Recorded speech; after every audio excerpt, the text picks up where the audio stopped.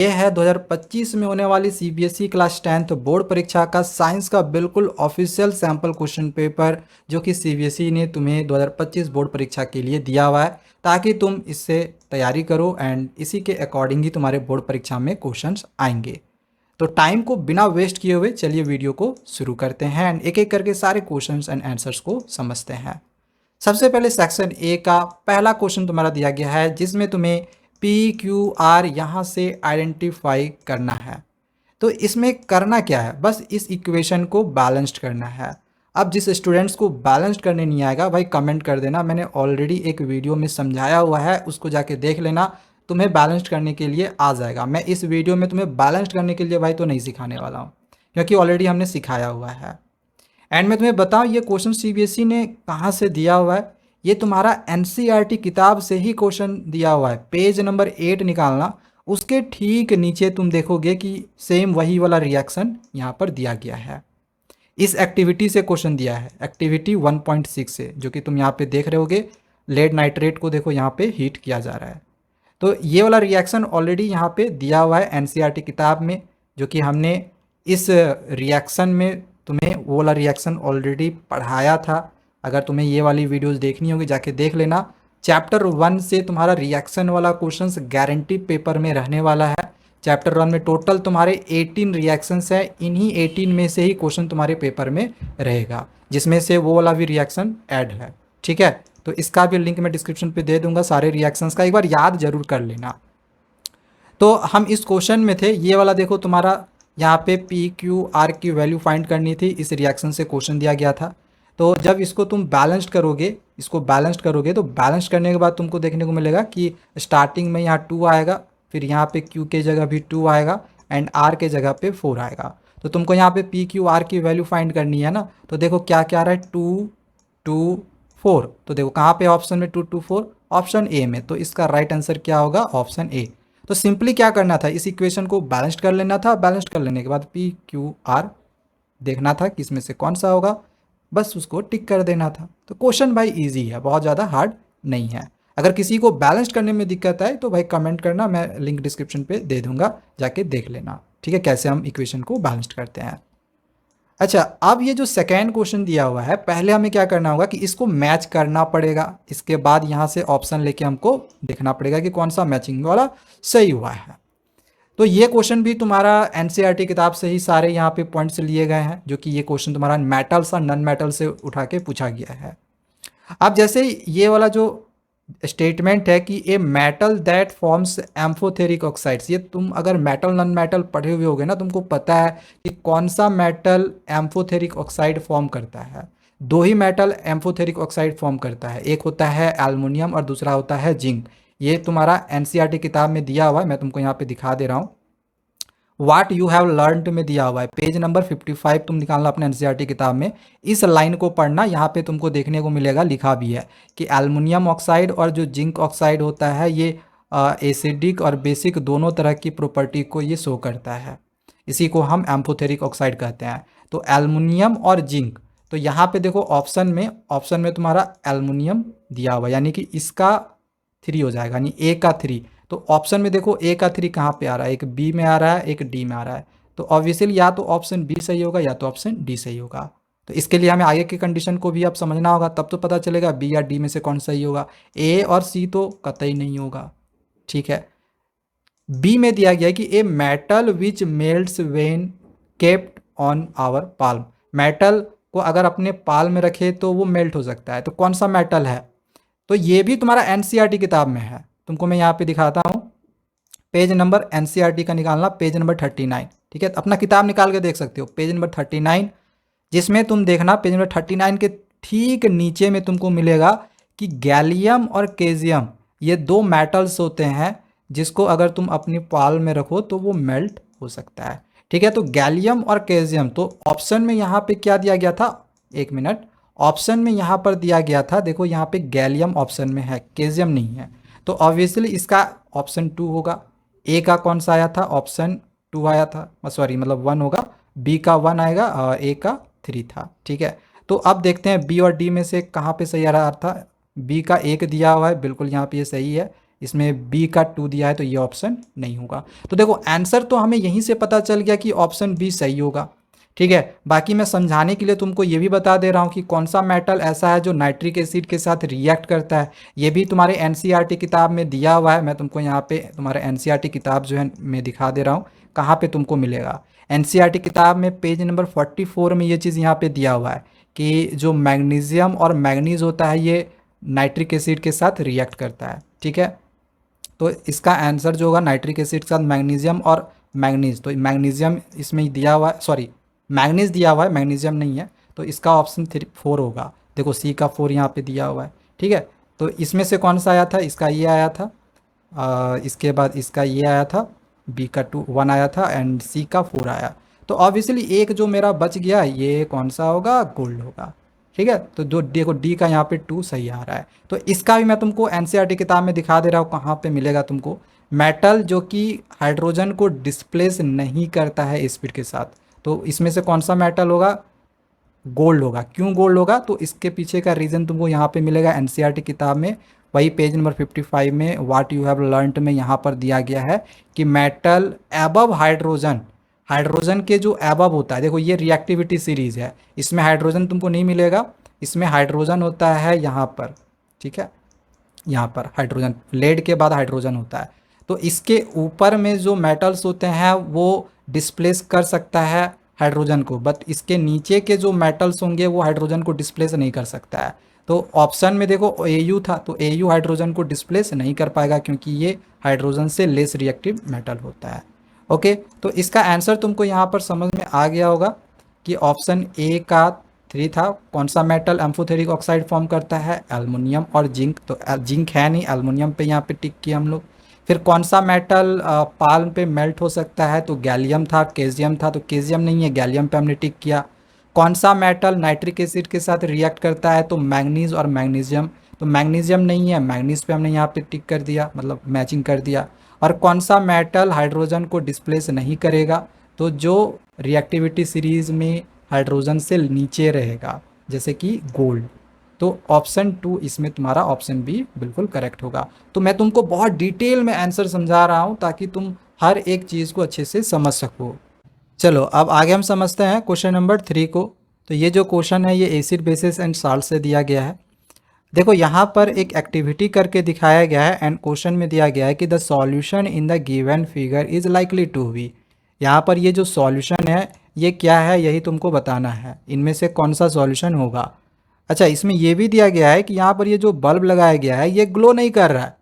तो भाई ग्लो क्यों नहीं कर रहा है, तो तुमको पहले ये पता होना चाहिए कि देखो एनसीईआरटी किताब का पेज नंबर 22 में ये चीज़ दिया गया है कि ग्लूकोज और अल्कोहल सॉल्यूशंस में इलेक्ट्रिसिटी कंडक्ट नहीं होता है।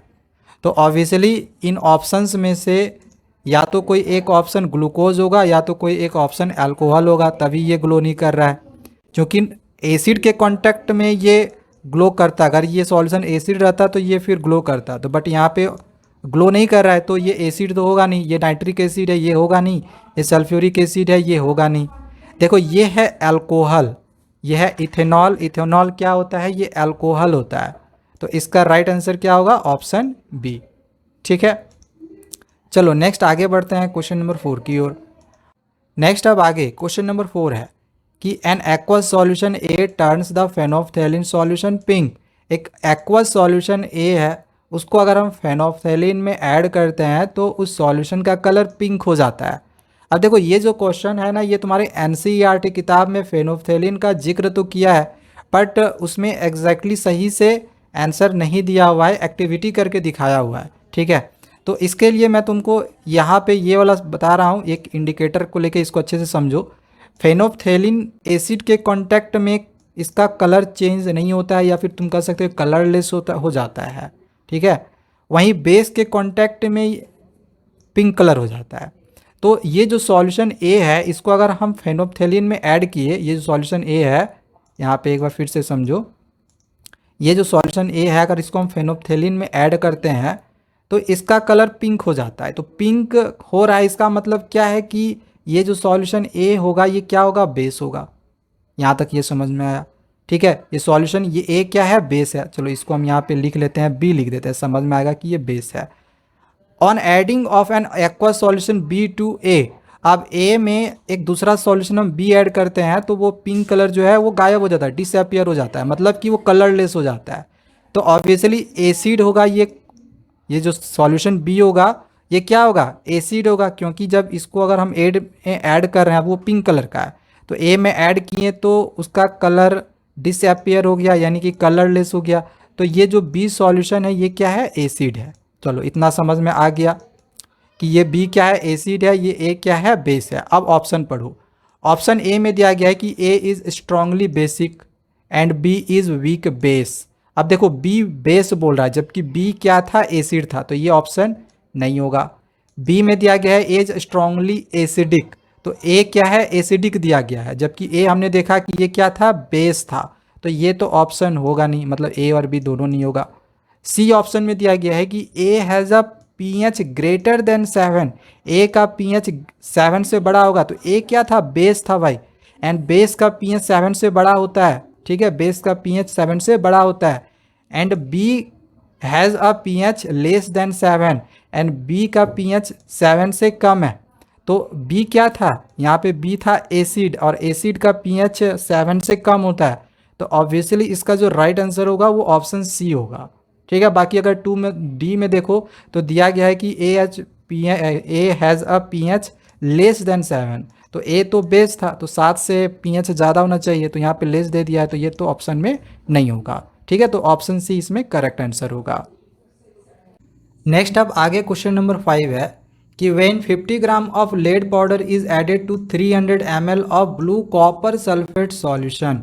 यदि 50 ग्राम लेड पाउडर को हम 300 ml of blue copper sulphate solution में ऐड करते हैं तो आफ्टर अ फ्यू आवर्स, कुछ घंटों बाद, द सॉल्यूशन बिकम्स कलरलेस, जो सॉल्यूशन होता है वो कलरलेस हो जाता है।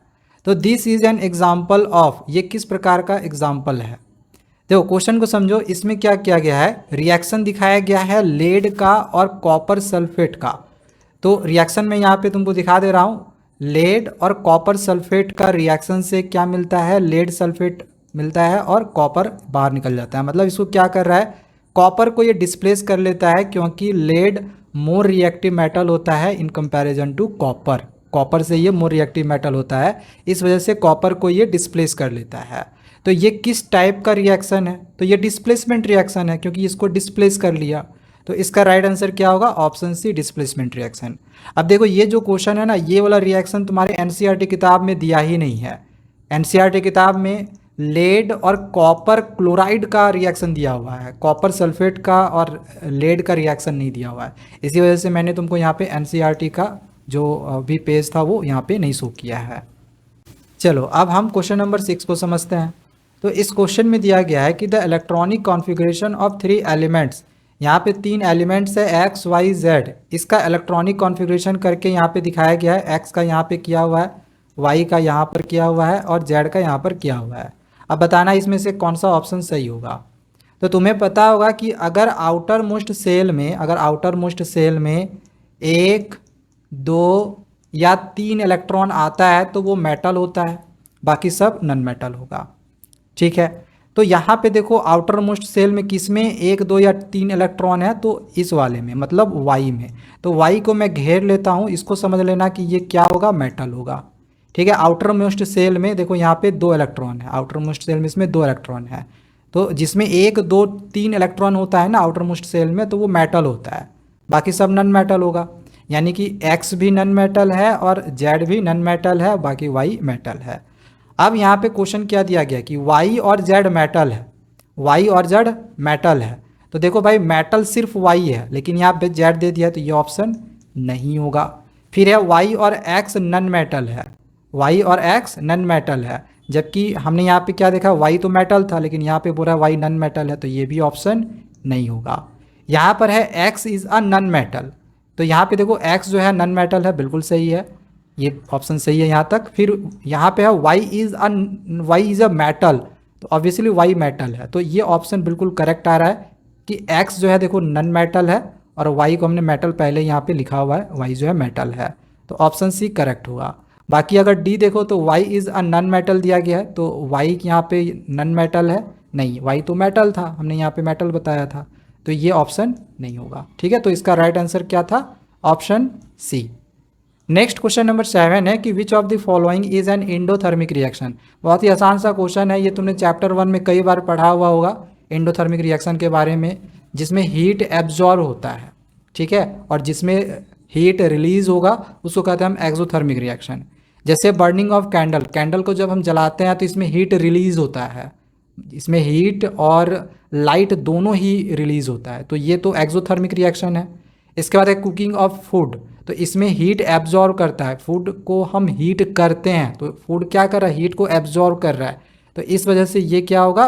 Endothermic reaction. तो इसका राइट आंसर होगा option B, cooking of food. बाकी अगर इस ऑप्शन को देखो डिकम्पोजिशन ऑफ वेजिटेबल मैटर, तो वेजिटेबल मैटर को डिकम्पोज करना, तो इसमें कोई हीटिंग वेटिंग कुछ कर नहीं रहे, बस ये डिकम्पोज हो रहा है, तो ये तो ऑप्शन नहीं होगा ही नहीं।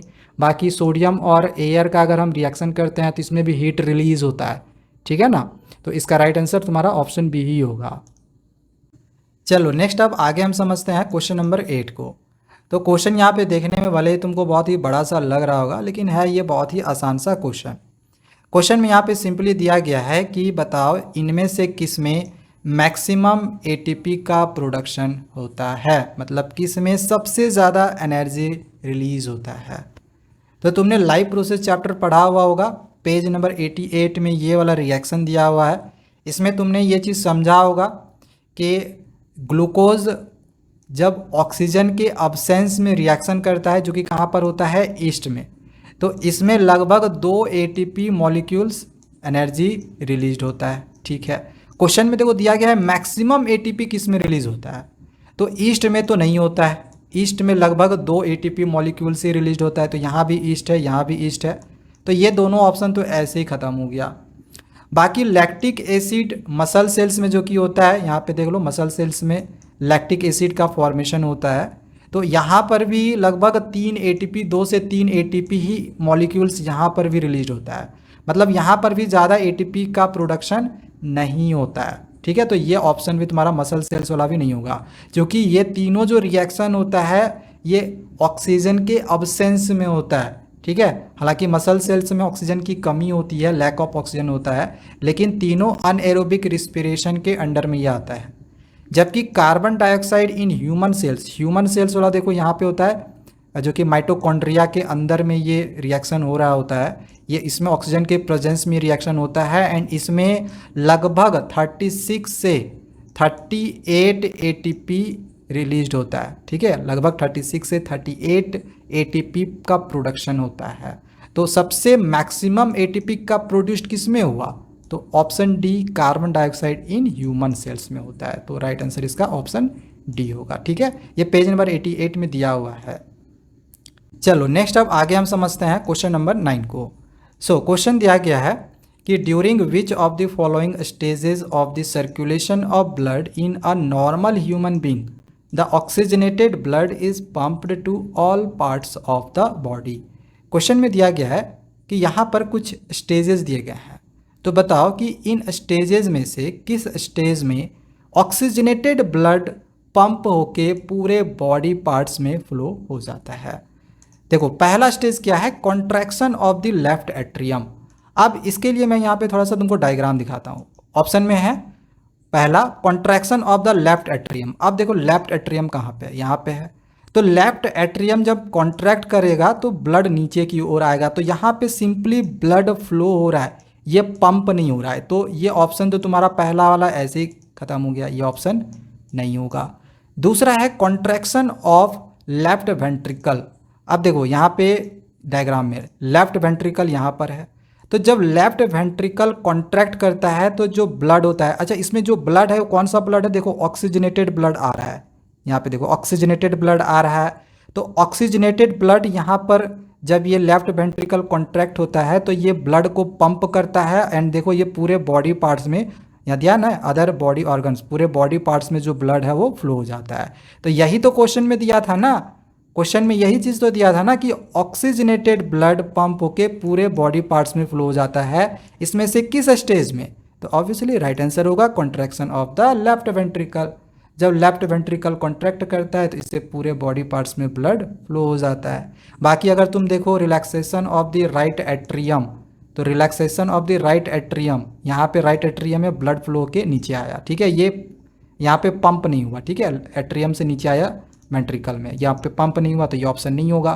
फिर relaxation of the right ventricle, right ventricle देखो यहाँ पर है राइट वेंट्रिकल, ये वाला राइट वेंट्रिकल है, तो यहाँ पे पंप होके ब्लड जाता तो है, बट ये जो ब्लड होता है ये बॉडी में तो जा रहा है, लेकिन ये कौन सा ब्लड हो रहा है, ये डीऑक्सीजनेटेड ब्लड होता है, ठीक है। तो राइट वेंट्रिकल ब्लड को पंप करता है तो डीऑक्सीजनेटेड ब्लड जाता है। अगर एग्जामिनेशंस में क्वेश्चन आ जाए डीऑक्सीजनेटेड ब्लड, तब तुमको वहाँ पर ये वाला ऑप्शन पे टिक करना था, ऑप्शन डी पे, ठीक है, बट यहाँ पे ऑक्सीजनेटेड ब्लड है तो यहाँ पे ऑप्शन बी सही होगा। क्वेश्चन समझ में आ गया होगा। नेक्स्ट आगे बढ़ते हैं, क्वेश्चन नंबर 10 को समझते हैं। इस क्वेश्चन में दिया गया है कि which of the following adaptations in herbivores helps in digestion of cellulose. Question ये भी बहुत ही आसान है, क्वेश्चन है कि हर्बीवोरस में इसमें से कौन सा ऐसा अडेप्टेशंस होता है जिससे कि वो सेलुलोज को डाइजेस्ट कर पाता है।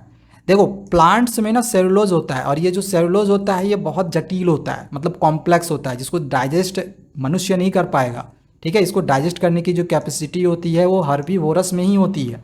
अब ये कैपेसिटी क्यों होती है, ऐसा क्या एडेप्टेशंस होता है, वही तुमको यहाँ बताना है ना। क्यों? क्योंकि हर्बीवोरस के पास क्या लॉन्गर लार्ज इंटेस्टाइन होती है, इस वजह से कि स्मॉलर लार्ज इंटेस्टाइन होती है, कि स्मॉलर स्मॉल इंटेस्टाइन होती है, लॉन्गर स्मॉल इंटेस्टाइन होती है, इस वजह से। तो इसका भी आंसर तुमको एनसीईआरटी किताब में ही मिलेगा। एनसीईआरटी किताब का यहाँ पे मैंने पेज नंबर तो नहीं लिखा हुआ है, लेकिन मैं तुमको पेज नंबर यहाँ पे दे दूंगा, देख लेना। देखो इसका आंसर तुमको यहाँ पे देखने को मिल रहा होगा कि herbivores eating grass need a longer small intestine to allow the cellulose to be digested. मतलब कि हर्बीवोरस ईटिंग ग्रास जो एनिमल्स होते हैं उनकी लॉन्गर स्मॉल इंटेस्टाइन होती है जिससे कि वो सेलुलोज को डाइजेस्ट कर पाता है। तो इसका आंसर क्या होगा, longer small intestine, longer small intestine, तो ये इसका राइट आंसर होगा। यहीं अगर एग्जामिनेशंस में भाई कार्निवोरस आ जाए ना, कार्निवोरस आ जाए तो आंसर लिखना शॉर्टर स्मॉल इंटेस्टाइन, ठीक है, क्योंकि मीट इजी डाइजेस्ट हो जाता है कार्निवोरस में, ठीक है, तो उसमें शॉर्टर स्मॉल इंटेस्टाइन होता है, शॉर्टर स्मॉल इंटेस्टाइन होता है। ओके, किसमें, कार्निवोरस में। हर्बीवोरस में लॉन्गर स्मॉल इंटेस्टाइन होता है जो कि सेलुलोज को भी ये डाइजेस्ट कर सकता है। नेक्स्ट अब आगे क्वेश्चन नंबर 11 दिया गया है कि देयर वाज अ सीरीबेलर। अब देखो यहाँ पे क्वेश्चन में ही सीबीएसई ने थोड़ा सा मिस्टेक कर दिया है, यहाँ पे सीरीबेलम होगा, ठीक है, एम होगा आर की जगह पे। तो क्वेश्चन में है कि there was a cerebellum dysfunction in a patient, मतलब किसी पेशेंट में सीरीबेलम की डिसफंक्शन है, मतलब सीरीबेलम काम नहीं कर रहा है। तो क्वेश्चन है कि which of the following activities will get disturbed in this patient as a result of this. तो इसके वजह से इसमें से कौन सा एक्टिविटी डिस्टर्ब्ड होगा, मतलब सही से काम नहीं करेगा। तो ये क्वेश्चन भी तुम्हारा एनसीईआरटी किताब से ही दिया गया है। यहाँ पे अगर मैं तुमको दिखाऊँ, पेज नंबर 104 निकाल लेना, उसमें ये वाला लाइन पढ़ना। यहाँ पे दिया हुआ है कि कुछ एक्टिविटी जैसे कि walking in a straight line, riding in a bicycle या फिर पिकिंग अप अ पेंसिल, ये सब रिस्पॉन्सिबल होता है हिंड ब्रेन के वजह से, जिसको हम सेरिबेलम भी कहते हैं। एंड यहाँ पे आगे फिर दिया गया है कि it is responsible for precision of voluntary actions, मतलब ये रिस्पॉन्सिबल होता है वॉलंटरी एक्शंस के लिए, एंड मेंटेन करता है posture and balance of the body. तो यही तुम्हारा यहाँ पे देखो ऑप्शन दिया हुआ है, पोस्चर एंड बैलेंस। तो अगर कोई पर्सन या कोई पेशेंट सीरीबेलम उसकी काम नहीं कर रही है तो उसका पोस्चर और बैलेंस सही से काम नहीं करेगा। सो राइट आंसर इसका ऑप्शन सी होगा, ठीक है। चलो आगे बढ़ते हैं नेक्स्ट क्वेश्चन नंबर 12 की ओर। क्वेश्चन नंबर 12 है कि in snails individuals can begin life as male. देखो स्नेल्स में क्या होता है कि वो अपने लाइफ को एज अ मेल शुरू करते हैं, ठीक है, and depending on environmental conditions, और इन्वायरमेंटल कंडीशंस के अनुसार they can become female as they grow. तो इन्वायरमेंटल कंडीशंस के अनुसार जो वो बड़े होते हैं तो वो फीमेल भी हो सकते हैं। तो ये क्यों होता है, ये क्यों होता है इनमें से, तो इसके लिए भी मैं तुमको यहाँ पे एनसीईआरटी किताब का यहाँ पे सेक्स डिटर्मिनेशन का ये वाला टॉपिक में यहाँ पे देख लेना, पेज नंबर 132 में यहाँ पे दिया गया है कि इन अदर एनिमल जैसे कि snails individuals can change sex. देखो यहाँ पे दिया गया कि जो स्नेल्स होते हैं ये अपने सेक्स को चेंज कर सकते हैं, indicating that sex is not genetically determined. तो ये क्यों होता है? क्योंकि उनमें जो सेक्स होता है ये जेनेटिकली डिटरमाइंड नहीं होता है स्नेल्स ने, इस वजह से। तो इसका राइट आंसर देखो यहाँ पे ऑप्शन डी दिया गया है। ये एनसीईआरटी किताब से भाई क्वेश्चन दिए गए हैं, ठीक है। तो अगर तुम लाइन बाय लाइन एनसीईआरटी किताब पढ़ोगे ना, एग्जामिनेशंस में गारंटी बहुत ही अच्छे मार्क्स आ जाएंगे। अगला क्वेश्चन नंबर 13 है कि इन द फॉलोइंग केसेस, यहाँ पे कुछ केसेस दिए गए हैं। ए रे is incident on a concave mirror. एक कॉनकेव मिरर लिया जा रहा है, ठीक है। इसमें जो रे है वो इंसिडेंट है, जैसे ये इंसिडेंट रे हो गया। इन विच केस, इसमें से किस केस में is the angle of incidence equal to zero. Angle of incidence zero कब होगा? तो भाई अगर रे ऑफ लाइट इधर से आएगी एंड इधर से ही पास होगी तभी जीरो होगा। बाकी अगर ये यहाँ पे एंगल ऑफ इंसिडेंस अगर कुछ भी एंगल करके ये बनाएगा तब तो जीरो होगी नहीं। तुमने इमेज फॉर्मेशन में ये पढ़ा हुआ होगा, ये एनसीईआरटी किताब में है और कई जगह पे अगर तुमने लाइट चैप्टर पढ़ लिया है तो ये तुमने पढ़ा होगा, हर जगह ये चीज़ तुमने पढ़ा हुआ होगा। इमेज फॉर्मेशन का 3 रूल है। अगर कोई इंसिडेंट रे प्रिंसिपल एक्सिस के पैरेलल आता है तो यहाँ पर ये जो रिफ्लेक्टेड रे होता है ये फोकस से पास होता है। तो यहाँ पे देखो ये क्या है? इंसिडेंस, एंगल ऑफ इंसिडेंस है। तो क्या ये जीरो होता है? नहीं, यहाँ पे तो जीरो से ये बड़ा हो गया ना। जीरो कब होगा? जब इसी लाइन पे दोबारा से पास करेगा। जैसे देखो ये वाला सेकेंड कंडीशन में कि इमेज फॉर्मेशन का सेकेंड रूल क्या है कि अगर कोई ray of light centre of curvature से पास होता है तो इसी के थ्रू वापस वो चला जाता है, ठीक है। तो ये सेकेंड रूल में हमने पढ़ा था। तो यहाँ पे जो एंगल ऑफ इंसिडेंस बन रहा है, क्या दिखाई दे रहा है कहीं एंगल बनते हुए? नहीं, यानी कि यहाँ पे एंगल ऑफ इंसिडेंस क्या होगा? जीरो होगा। तो क्वेश्चन में यहाँ पे यही दिया गया है कि इसमें से किस केस में एंगल ऑफ इंसिडेंस जीरो होगा, जिसमें पहला ऑप्शन है कि a ray parallel to the principal axis. अगर कोई रे प्रिंसिपल एक्सिस के पैरेलल हो तो इसमें इंसिडेंस रे जीरो होगा? नहीं, तो ये ऑप्शन तुम्हारा नहीं होगा। सेकेंड है a ray passing through the centre of curvature. कोई रे अगर सेंटर ऑफ कर्वेचर से पास होता है, ठीक है, तब इसमें क्या एंगल ऑफ इंसिडेंस जीरो होगा? बिल्कुल इसमें जीरो होगा। सो राइट आंसर यहीं पे तुम्हारा ऑप्शन नंबर बी हो गया। बाकी थर्ड वाला यहाँ पे थर्ड कंडीशन को लेकर दिया गया है कि अगर कोई ray of light principal focus से पास होता है तब क्या एंगल ऑफ इंसिडेंस जीरो होगा? नहीं, अगर कोई रे ऑफ लाइट फोकस से पास होता है तो प्रिंसिपल एक्सिस के पैरेलल हो जाता है, ठीक है। तो यहाँ पर भी जो एंगल ऑफ इंसिडेंस बनता है ये भी जीरो से बड़ा बनता है, ठीक है। So obviously option number B हमारा करेक्ट आंसर होगा, ठीक है। अगला ये जो क्वेश्चन है बहुत ही आसान सा क्वेश्चन है। ये ट्रायंगुलर प्रिज्म से क्वेश्चन दिया गया है। Human I and colourful world में ये वाला पिक्चर भी दिया गया है, जिसमें अगर वाइट लाइट यहाँ से इस तरह से जाता है तो यहाँ पे जो 2 कलर बनता है वो दोनों कलर का तुमको नाम लिखना है, ठीक है। इसमें से कौन सा 2 कलर है, ए और बी, तुमको पहचानना है। तो देखो यहाँ पे ये ग्लास प्रिज्म है, ठीक है। यहाँ पे देखो सबसे अबव में क्या है? रेड होता है, यहाँ पे भी होता है, यानी विबग्योर ये होता है कलर, ये तुमने पढ़ा हुआ होगा। वाइट लाइट जो होता है वो 7 कलर में डिस्पर्स्ड हो जाता है, ये तुमने पढ़ा होगा, इसको हम स्पेक्ट्रम भी कहते हैं। तो ये विबग्योर होता है। तो ऑप्शन में देखना, क्वेश्चन में क्या था? ऊपर में ए था, नीचे बी था, मतलब आर ए है और भी बी है, मतलब रेड वायलेट, ठीक है। आर क्या है? रेड है, ऊपर में रेड होगा, और बी क्या होगा? वायलेट होगा। तो यहाँ पे देखो ए में रेड कहाँ पर है? यहाँ पर है, और बी में यहाँ पे देखो बी में वॉयलेट भी है, ठीक है। मतलब ऑप्शन नंबर सी सही होगा। बी वॉयलेट था और ए रेड था। ऑप्शन सी तुम्हारा करेक्ट हो रहा है, ओके। चलो ये हो गया। नेक्स्ट क्वेश्चन नंबर 15 को देखो। Identify the incorrect statement. अब यहाँ पर दिया गया है कि the energy available to the producers is maximum. जो एनर्जी अवेलेबल होती है प्रोड्यूसर्स में ये मैक्सिमम होती है, बिल्कुल सही है, लेकिन कारण बताना है क्यों, ठीक है। तो इसमें से जो इनकरेक्ट स्टेटमेंट है उसको तुमको छांटना है, ठीक है। 4 में से 3 सही है, 1 गलत है। जो गलत है वो तुमको छांटना है। तो ये तुम्हारा एनसीईआरटी किताब में ये भी दिया गया है। देखो कुछ पॉइंट्स दिए गए हैं। इसका पेज नंबर आई थिंक मैंने यहाँ पे नहीं लिया हुआ, इसका भी पेज नंबर मैं यहाँ पे दे दूँगा, देख लेना, ठीक है ना। तो दिया गया है देखो पॉइंट में कि the green plants in a terrestrial ecosystem capture about 1% of energy of sunlight. मतलब पहला जो ऑप्शन दिया गया है कि फर्स्ट ट्रॉफिक लेवल में जो प्रोड्यूसर्स मतलब होते हैं वो सिर्फ लाइट एनर्जी का 1% ही वो ले पाते हैं। तो बिल्कुल ये स्टेटमेंट सही है।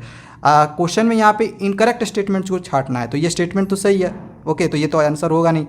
अगला स्टेटमेंट है कि it utilises the most of the chemical energy for its on respiration, growth, reproduction, movement. तो वो उसकी ये जो एनर्जी वो ऑब्टेन करता है तो ये यूटिलाइज किस में करता है, तो रिस्पिरेशन, ग्रोथ, प्रोडक्शन, मूवमेंट के लिए। तो ये लाइन भी देखो सेकेंड पॉइंट में दिया है कि वो एनर्जी को यूटिलाइज करता है डाइजेशन में, कुछ डूइंग ऑफ वर्क करने में, ठीक है, या फिर ग्रोथ के लिए, रिप्रोडक्शन के लिए। तो ये स्टेटमेंट भी बिल्कुल करेक्ट है, ये भी किताब में दिया हुआ है। तो तुम्हें तो इनकरेक्ट पहचानना था, तो ये तो सही है, ये दोनों ऑप्शन होगा। थर्ड में है कि it utilises 10% of light energy, वो लाइट एनर्जी का 10% यूटिलाइज करता है, जो कि बिल्कुल ही गलत है, ठीक है, ये 10% यूटिलाइज नहीं करता है। And transfer the rest of the next trophic level, और नेक्स्ट ट्रॉफिक लेवल में 90% क्या, नेक्स्ट ट्रॉफिक लेवल में वो भेज देता है अपनी एनर्जी को, बिल्कुल भी नहीं, ठीक है। नेक्स्ट ट्रॉफिक लेवल में ओनली 10% ही लाइट एनर्जी को वो भेजता है, ट्रांसफ़र करता है मतलब, ठीक है ना। तो ये ऑप्शन नंबर डी तुम्हारा सही है, जो कि यहाँ पे दिया भी है कि 10% can take in the as the average value of the amount of organic matter. मतलब यहाँ पे ये ऑप्शन डी सही है, बी है, ए सही है, मतलब ये तुम्हारा इनकरेक्ट है। 10% ऑफ लाइट एनर्जी वो यूटिलाइज नहीं करता है, एंड वो अगले ट्रॉफिक लेवल में 90% तो वो कतई एनर्जी को ट्रांसफ़र नहीं कर सकता है, ठीक है। तो ये क्वेश्चन नंबर 15 तुम्हारा यहाँ पे कंप्लीट हुआ। नेक्स्ट अब आगे क्वेश्चन नंबर 16 दिया गया है कि which of the following is not a role of decomposers in the ecosystem. Ecosystem में इसमें से कौन सा डिकम्पोजर्स का रोल नहीं होता है। अब इसके लिए मैं अगर तुमको एनसीईआरटी दिखाऊं तो एनसीईआरटी का पेज नंबर 209 में इसका आंसर भी तुमको मिल जाएगा। देखो यहाँ पर ये सब कुछ रोल्स दिए गए हैं, जैसे डिकम्पोजर्स का रोल होता है कि डेड रिमेंस को ब्रेक डाउन करना, जैसे कि यहाँ पे देखो ऑप्शन में दिया है break down of dead remains, तो ये रोल होता है डिकम्पोजर्स का। बट क्वेश्चन में दिया हुआ है कि इसमें से कौन सा रोल नहीं है, तो ये तो रोल है। फिर है वेस्ट प्रोडक्ट को भी डिकम्पोज करना, तो ये भी रोल है। फिर है नेचुरल रिप्लेसमेंट ऑफ सॉइल, तो इसका भी देखो रोल दिया गया है, natural replacement of this soil, ठीक है। But enrichment of oxygen in atmosphere, मतलब एटमॉस्फेयर में ऑक्सीजन को बढ़ाना, ये डिकम्पोजर्स का रोल नहीं है। तो इसका राइट आंसर क्या होगा, ऑप्शन बी, ठीक है, ऑप्शन बी इसका करेक्ट आंसर होगा। नेक्स्ट अब आगे यहाँ से जो क्वेश्चन दिया गया है ये तुम्हारा असर्शन रीजन में क्वेश्चन रहेगा। 17 से 20 तक जो क्वेश्चन रहेगा वो असर्शन रीजन में रहेगा। एंड पता होगा असर्शन रीजन में क्वेश्चन कैसे बनाना होता है। अगर असर्शन और रीजन दोनों सही है और रीजन करेक्ट एक्सप्लेनेशन करता है ऑप्शन ए का, मतलब असर्शन का, तो ऑप्शन ए सही होगा। अगर असर्शन और रीजन दोनों सही है बट रीजन गलत एक्सप्लेनेशन करता है असर्शन का, तो बी होगा। असर्शन ट्रू, रीजन गलत, तो सी होगा। एंड असर्शन फॉल्स और रीजन ट्रू होगा, तो ऑप्शन डी होगा।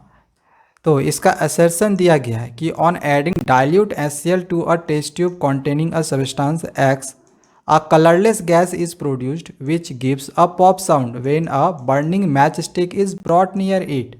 अब देखो ये जो क्वेश्चन है ये तुम्हारा एक्टिविटी का क्वेश्चन दिया गया है। एसिड बेसिस एंड साल्ट्स का पेज नंबर 19 निकालना, वहाँ पे तुमको ये वाला एक्टिविटी देखने को मिलेगा। बट यहाँ पर जो एसिड लिया गया है ये सल्फ्यूरिक एसिड लिया गया है, यहाँ पर HCl दिया हुआ है, बस इतना ही अंतर है। तो एक सब्सटेंस X है, ये सब्सटेंस X है, ये एक मेटल है। तो यहाँ पे मान के चलो ये सब्सटेंस X मेटल में हम जिंक ले लेते हैं, ठीक है। जिंक को सल्फ्यूरिक एसिड यहाँ पे दिया गया है, यहाँ पे HCl दिया गया है। तो HCl के साथ अगर हम रिएक्ट करते हैं, ठीक है, यहाँ पे असर्शन में ये चीज़ दिया है कि जिंक को हाइड्रोक्लोरिक एसिड के साथ अगर हम रिएक्ट करते हैं तो एक कलरलेस गैस प्रोड्यूस्ड होता है जो कि पॉप साउंड करके निकलता है। देखो यहाँ से गैस निकल रहा है, अगर इसको मैच स्टिक को यहाँ पे लाते हैं सामने तो ये पॉप साउंड करके ये गैस यहाँ से निकल रहा है।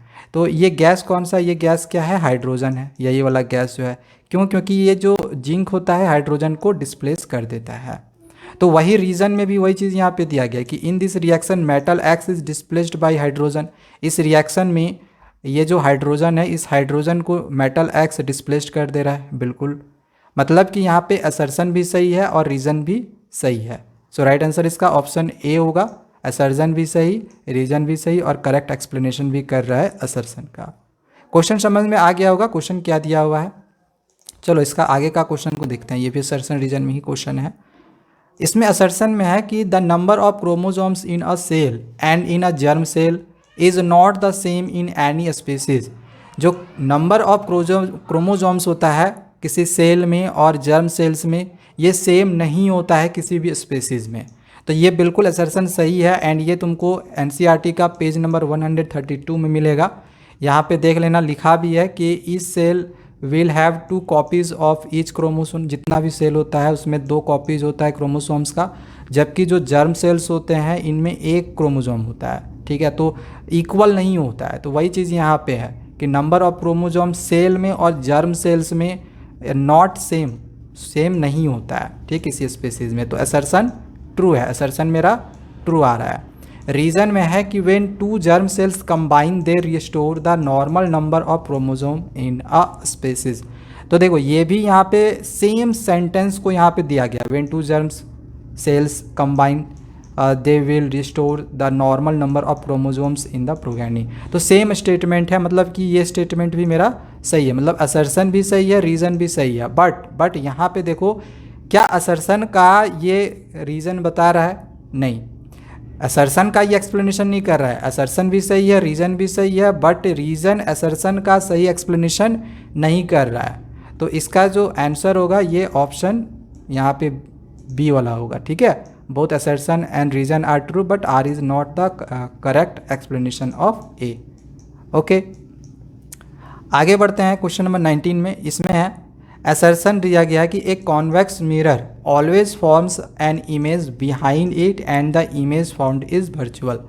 जो कॉन्वेक्स मिरर होता है वो हमेशा इमेज बिहाइंड फॉर्म करता है मिरर के, एंड इमेज इसका हमेशा वर्चुअल होता है। तो बिल्कुल असर्शन यहाँ पे सही है। ये भी तुमको एनसीईआरटी का पेज नंबर 141 में देखने को मिलेगा। देखो यहाँ पे कॉन्वेक्स मिरर दोनों लिया हुआ है, 2 ही केस होता है कॉन्वेक्स मिरर में। ठीक है, तो इन दोनों केस में देख रहे हैं कि यहाँ पे मिरर है, ये कॉन्वेक्स मिरर है, बिहाइंड यहाँ पे इमेज बन रहा है। इस कंडीशन में भी देख रहे हैं बिहाइंड यहाँ पे इमेज बन रहा है। तो दोनों कंडीशन में हम देख रहे हैं कि जो इमेज बन रहा है वो बिहाइंड द मिरर बन रहा है। तो यहाँ पे तो वही चीज़ लिखा है ना कि कॉन्वेक्स मिरर हमेशा बिहाइंड इमेज फॉर्म करता है एंड ये वर्चुअल होता है। बिल्कुल यहाँ पे देखो, इसका जो नेचर होता है वो हमेशा वर्चुअल होता है। ठीक है, दोनों केस में इस साइड इमेज बनेगा तो वो वर्चुअल ही होगा। तो असर्शन तो भाई सही है। रीज़न में क्या दिया गया है कि according to the sign convention the focal length of a convex mirror is positive. देखो साइन कन्वेंशन के अनुसार जो फोकल लेंथ होता है कॉन्वेक्स मिरर में ये हमेशा पॉजिटिव होता है। बिल्कुल सही है, तुमने एक्स एक्सिस वाई एक्सिस पढ़ा होगा। अगर ये एक मान के चलो, साइन कन्वेंशन क्या होता है, यही चीज़ है कि अगर इसको तुम अगर एक्स एक्सिस मान लो, इसको वाई एक्सिस मान लो, तो इधर तो एक्स एक्सिस में सारा पॉजिटिव लेते हैं ना, इधर वाला पॉजिटिव होता है ना। तो फोकल लेंथ तो इधर ही होगा ना, फोकल लेंथ किधर होगा? अगर मिरर इस तरह से है तो फोकल लेंथ इधर होगा। ठीक है, फोकस इधर होगा, तो इस वजह से इधर क्या लेंगे? पॉजिटिव में लेंगे। तो कॉन्वेक्स मिरर में जो फोकल लेंथ होता है वो हमेशा पॉजिटिव होता है अकॉर्डिंग टू साइन कन्वेंशन, बिल्कुल ट्रू है। लेकिन ये असर्शन का सही एक्सप्लेनेशन नहीं कर रहा है, ये असर्शन का सही एक्सप्लेनेशन नहीं कर रहा है। तो असर्शन भी सही है, रीज़न भी सही है, बट करेक्ट एक्सप्लेनेशन नहीं कर रहा है, यानी कि इसका भी ऑप्शन बी सही होगा। ठीक है, नेक्स्ट क्वेश्चन नंबर 20 है। इसमें असर्शन में दिया गया है कि if the lions are removed from a food chain, अगर फूड चेन से लाइन्स को हटा दिया जाए तो it will not affect the food chain. भाई यहीं से पता चल गया कि असर्शन गलत है। देखो फूड चेन में जितने भी ऑर्गेनिजम्स होते हैं वो सारे के सारे इंपॉर्टेंट होते हैं। ठीक है, ये तुम्हारा मिलेगा एनसीईआरटी का, मैं यहाँ पे दिखा दे रहा हूँ। ये तुम्हारा एनसीईआरटी का पेज नंबर 211 में एक फ्लो चार्ट है, इससे भी तुम समझ सकते हो। देखो अगर जो लाइन्स होगा वो किस में आएगा? कार्निवोरस में आएगा। सपोज करो कि अगर कार्निवोरस एनिमल्स ही रिमूव हो जाए तो इससे क्या होगा कि हार्बीवोरस एनिमल्स की जनसंख्या बढ़ जाएगी, जैसे कि इकोसिस्टम पे अफेक्ट पड़ सकता है। बट यहाँ पे दिया है कि अगर लाइन्स को रिमूव कर दिया जाए तो फूड चेन में कोई अफेक्ट नहीं होगा। होगा भाई, अफेक्ट होगा। ठीक है, तो यही चीज़ यहाँ पे है, अफेक्ट होगा, तो यहाँ पे नहीं अफेक्ट बोला है, तो असर्शन मेरा फॉल्स निकल गया। यहीं से पता चल गया, आगे में पढ़ने की भी और ज़रूरत नहीं पड़ी। इसके बाद रीज़न में दिया गया है कि plants are producers who can make food using sunlight. तो प्लांट्स ऑब्वियसली प्रोड्यूसर्स होता है जो फूड बनाता है सनलाइट से, एंड ये तुमको what you have learned page number 216 में मिलेगा। ठीक है, यहाँ पे लिखा भी है the producers make the energy from sunlight. Producers जो कि प्लांट्स होता है ये एनर्जी बनाता है सनलाइट से। वही चीज़ यहाँ पे लिखा हुआ है कि जो प्रोड्यूसर्स होते हैं जैसे कि प्लांट्स, यही प्लांट्स ही प्रोड्यूसर्स होते हैं ना, तो ये फूड बनाते हैं सनलाइट से। यहाँ पे देख रहे हैं कि ये जो असर्शन आ रहा था ये फॉल्स आ रहा था, जबकि रीज़न आ रहा था ये ट्रू आ रहा था। तो assertion false reason true, assertion false reason true, तो कौन सा ऑप्शन होगा? असर्शन फॉल्स रीज़न ट्रू, यानी कि ऑप्शन डी इज़ करेक्ट होगा। चलो अब आगे हम सेक्शन बी के क्वेश्चन आंसर्स को समझते हैं, जो कि ये 2 मार्क्स में यहाँ पे दिया गया है। तो क्वेश्चन है कि identify the type of each of the following reactions. यहाँ पे 2 रिएक्शंस दिए गए हैं, तुमको बताना है कि ये किस टाइप का रिएक्शन है, एंड रीज़न भी लिखना है कि अगर वो उस टाइप का रिएक्शन है तो भाई क्यों है। तो देखो इसका आंसर्स मैं तुमको यहाँ पे दिखा रहा हूँ। ये जो पहला वाला रिएक्शन है ना, ये एक्सोथर्मिक रिएक्शन भी है। क्यों? क्योंकि यहाँ पे देखो हीट इवॉल्व हो रहा है, तो आंसर में हमने यहाँ पे लिखा हुआ है एक्सोथर्मिक रिएक्शन भी है ये, ठीक है। एक्सोथर्मिक हमने यहाँ पे लिख दिया है, क्यों? क्योंकि हीट इवॉल्व हो रहा है। दूसरा कि ये डिस्प्लेसमेंट रिएक्शन भी है। क्यों ये डिस्प्लेसमेंट रिएक्शन है? क्योंकि more reactive element less reactive element को डिस्प्लेस कर रहा है। यहाँ पे देखो जो Fe है ये Al से लेस रिएक्टिव होता है, तो Fe को Al देखो डिस्प्लेस कर दिया, ठीक है। देखो यहाँ पे Fe हट गया, यहाँ पे Al आ गया, ओके। तो ये डिस्प्लेसमेंट रिएक्शन भी हो गया, एंड ये रेडॉक्स रिएक्शन भी है, ठीक है। ये रेडॉक्स रिएक्शन भी है। क्यों रेडॉक्स रिएक्शन सर क्या होता है? तो जिसमें ऑक्सीडेशन और रिडक्शन दोनों होता है। यहाँ पे तुम देख रहे होगे कि यहाँ पे ऑक्सीजन रिमूव हुआ, यानी कि यहाँ पे रिडक्शन हुआ। यहाँ पे देखो ऑक्सीजन ऐड हुआ, यानी कि यहाँ पे ऑक्सीडेशन हुआ। तो रिडक्शन भी हुआ, ऑक्सीडेशन भी हुआ, यानी कि इसको हम रेडॉक्स रिएक्शन भी कहेंगे। अच्छा, सेकेंड ये वाला जो क्वेश्चन है ये किस टाइप का रिएक्शन है? तो सबसे पहले तो ये एक डबल डिस्प्लेसमेंट रिएक्शन है। क्यों? क्योंकि यहाँ पे तुमको देखने को मिल रहा होगा कि आयंस का एक्सचेंज हो रहा है। देखो यहाँ पे Pb जो है ये I के साथ आ गया, और K जो है NO3 के साथ आया, तो यहाँ पे आयंस का एक्सचेंज हुआ। तो सबसे पहले तो ये डबल डिस्प्लेसमेंट रिएक्शन है, क्योंकि इसमें आयंस का एक्सचेंज हो रहा है रिएक्टेंट्स और प्रोडक्ट्स में, ठीक है।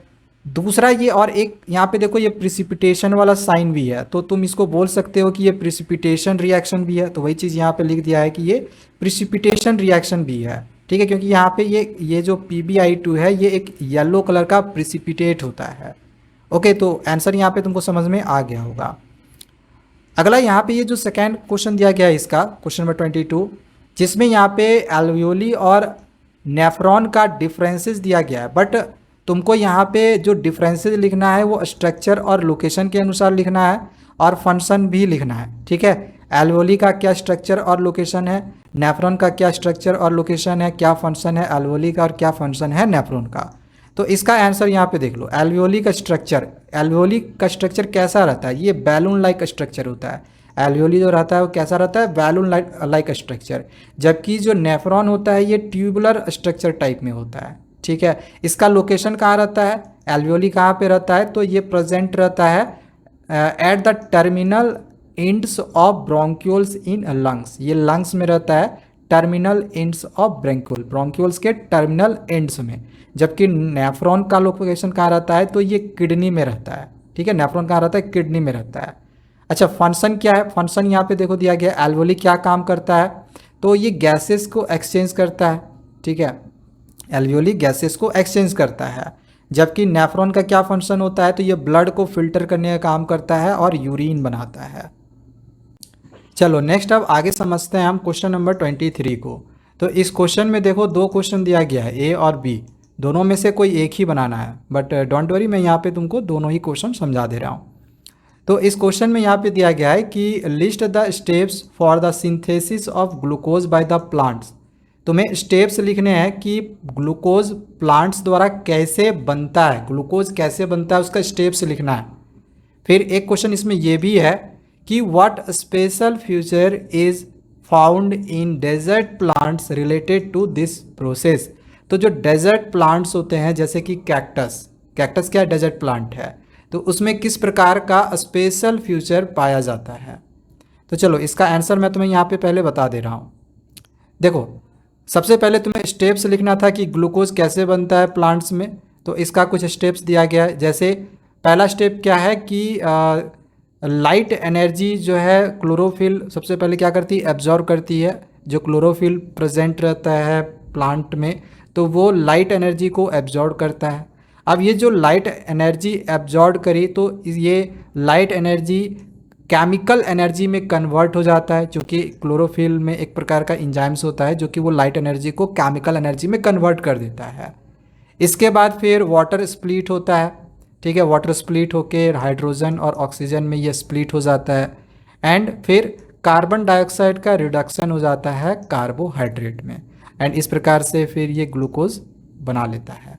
ठीक है, सेकेंड क्वेश्चन इसका क्या था कि डेजर्ट प्लांट्स में किस तरह की स्पेशल फीचर पाई जाती है। देखो जो डेजर्ट प्लांट्स होते हैं ना, ये दिन के समय में अपने स्टोमाटा को बंद रखते हैं, तो वही चीज़ यहाँ पे दिया गया है कि desert plants take up carbon dioxide at night. जो डेजर्ट प्लांट्स होते हैं ये कार्बन डाइऑक्साइड कब लेते हैं, रात के समय में, क्योंकि दिन के समय में उनका स्टोमाटा बंद रहता है। ठीक है, तो रात में जब ये कार्बन डाइऑक्साइड टेकअप करते हैं यानी लेते हैं, तो वो एक प्रकार का इंटरमीडिएट कंपाउंड फॉर्म कर लेते हैं जिसको हम मैलिक एसिड भी कहते हैं। ठीक है, याद रखना इस नाम को। तो वो एक प्रकार का इंटरमीडिएट कंपाउंड फॉर्म कर लेते हैं। अब ये जो इंटरमीडिएट कंपाउंड होती है जो फॉर्म करता है, तो ये काम कब आती है, तो जब ये दिन के समय में जब क्लोरोफिल लाइट को एब्जॉर्ब कर रहा होता है, यानी एनर्जी को मतलब समझ लो लाइट को जब वो एब्जॉर्ब करता है, तो ये फोटोसाइंथेसिस के प्रोसेस को ये पूरा करने में ये हेल्प करता है। जो इंटरमीडिएट कंपाउंड होता है ना, ये उस समय जब फोटोसाइंथेसिस को प्रोसेस को पूरा करने में ये हेल्प करता है। ठीक है, तो इस तरह से तुम अपने आंसर्स को लिख सकते थे। चलो, इसका एक यहाँ पे सेकेंड क्वेश्चन भी है, इसको देख लो। इसमें दिया गया है कि explain the role of the following enzymes in the process of digestion of food in human. Human में जो फूड की डाइजेशन होती है, तो इसमें से ये सब सारे क्या है, इंजाइम्स है। ठीक है, ये सब सारे इंजाइम्स है। तो इन इंजाइम्स का क्या रोल है, इन एंजाइम्स का क्या रोल है, एक एक करके सारा रोल यहाँ पे दिया हुआ है। देखो यहाँ पे सबसे पहले अगर तुम सैलिवरी एमिलेज देखो, तो सैलिवरी एमिलेज का क्या रोल है, तो ये स्टार्च को ब्रेक डाउन करता है, जो कि ये एक कॉम्प्लेक्स मॉलिक्यूल होता है। ठीक है, तो स्टार्च कॉम्प्लेक्स मॉलिक्यूल को सिंपल शुगर में कन्वर्ट कर देता है, जो कि ये हमारे माउथ में पाया जाता है, तुमको पता होगा। दूसरा है पेप्सिन, तो ये डाइजेस्ट करता है प्रोटीन को और एमिनो एसिड में कन्वर्ट कर देता है, ये हमारे स्टोमैक में प्रेजेंट रहता है।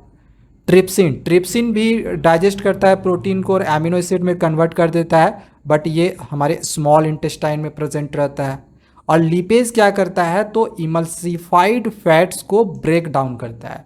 अगर तुम्हें इमल्सिफाइड फैट के बारे में नहीं पता हो तो मैं तुम्हें बता दूं कि जब हम फूड मतलब लेते हैं तो पहले बड़े बड़े फैट ग्लोब्यूल्स बनते हैं, तो बड़े बड़े फैट ग्लोब्यूल्स को छोटे छोटे फैट ग्लोब्यूल्स में कन्वर्ट करना, इस प्रोसेस को हम कहते हैं इमल्सिफाइड फैट्स। ठीक है, छोटे छोटे फैट ग्लोब्यूल्स को हम लोग कहते हैं इमल्सिफाइड फैट। ओके, तो ये जो इमल्सिफाइड फैट्स होते हैं, छोटे छोटे फैट ग्लोब्यूल्स होते हैं, तो ये ब्रेक डाउन होके फैटी एसिड्स और ग्लिसरॉल में कन्वर्ट करता है कौन, लिपेज। ठीक है, समझ में आ गया। चलो नेक्स्ट, अब आगे हम क्वेश्चन नंबर 24 को समझते हैं। देखो इस क्वेश्चन में यहाँ पर एक फिगर दिया गया है, जो कि एक इमेज फॉर्मेशन का यहाँ पे फिगर दिया गया है।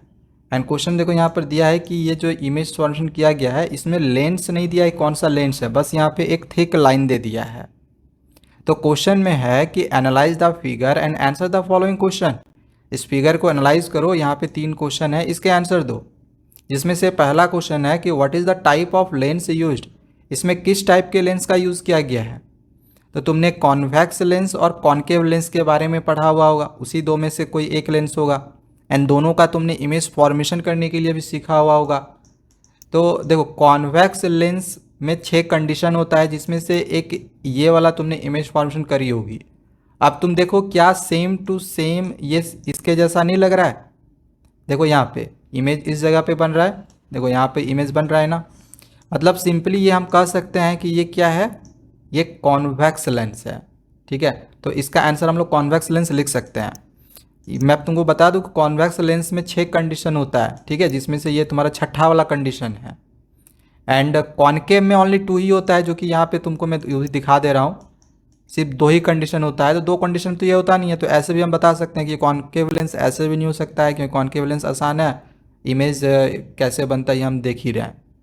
थोड़ा सा भी अगर तुमने इमेज फॉर्मेशन करने के लिए सीखा होगा ना, इस क्वेश्चन का आंसर तुम इजीली कर सकते थे कि ये कॉन्वेक्स लेंस है। ठीक है, तो पहला का आंसर तुम्हारा क्या होगा, कॉन्वेक्स लेंस। तो इस तरह लिख देंगे कि the lens is a convex lens answer में। ठीक है, अब इसमें तुम्हारा सेकेंड क्वेश्चन है कि what is the nature of the image, इस इमेज का क्या नेचर तुमको दिखाई दे रहा है। ठीक है, तो इमेज देखो कैसा है, इमेज सीधा बना हुआ है। तो सीधा जो इमेज होता है और वो वर्चुअल और इरेक्ट होता है। ठीक है, वर्चुअल और इरेक्ट होता है। तो इसका नेचर में हम लोग लिख सकते हैं कि जो इमेज है वो वर्चुअल है, एंड इरेक्ट भी तुम लिख सकते हो, कोई दिक्कत नहीं है। यहाँ पे हमने लिख दिया था इमेज इज वर्चुअल, मतलब सीधी इमेज बनी हुई है। ठीक है, और जो रियल इमेज होता है वो इन्वर्टेड होता है, ये तुमको पता होगा। वर्चुअल इमेज इरेक्ट होता है, सीधी होती है। और जो इमेज होता है वर्चुअल का मतलब क्या होता है, वर्चुअल का मतलब होता है कि हम कल्पना करके इमेज बनाते हैं। ठीक है, यहाँ पे देखो ये डॉटेड डॉटेड कर दिया, मतलब कि ये कल्पना किया गया है कि जो इमेज है वो इस जगह पे आके मीट कर रहा होगा, यही होता है वर्चुअल का मतलब। तो यहाँ पे 2 क्वेश्चन हुआ। अच्छा, थर्ड क्वेश्चन में क्या दिया गया है कि if the image is found at a distance of 30 centimetre, यदि इमेज 30 सेंटीमीटर के डिस्टेंस पे फॉर्म हो रहा हो, मतलब कि ये किसकी वैल्यू दी गई है, भी की वैल्यू दी गई है। भी को हम लोग कहते हैं इमेज डिस्टेंस। ठीक है, लेकिन देखो इमेज इस जगह पे बन रहा है, तो साइन कन्वेंशन अगर तुमने पढ़ा हुआ होगा, अगर तुमने साइन कन्वेंशन पढ़ा हुआ होगा तो एक चीज़ मैं तुमको यहाँ पे बता दे रहा हूँ। देखो ये तुमको पता है कि ये होता है वाई एक्सिस और ये होता है एक्स एक्सिस। तो इधर वाला में हमेशा नेगेटिव होगा, ये तुमको पता है। इधर वाला में पॉजिटिव होगा, ऊपर में पॉजिटिव होता है, नीचे नेगेटिव होता है। तो इमेज इस साइड बना है, यानी कि भी का वैल्यू हम नेगेटिव में ये लेंगे -30 लेंगे ना। तो यहाँ पे सी नंबर बनाएंगे तो हम भी का वैल्यू निगेटिव में -30 लेंगे।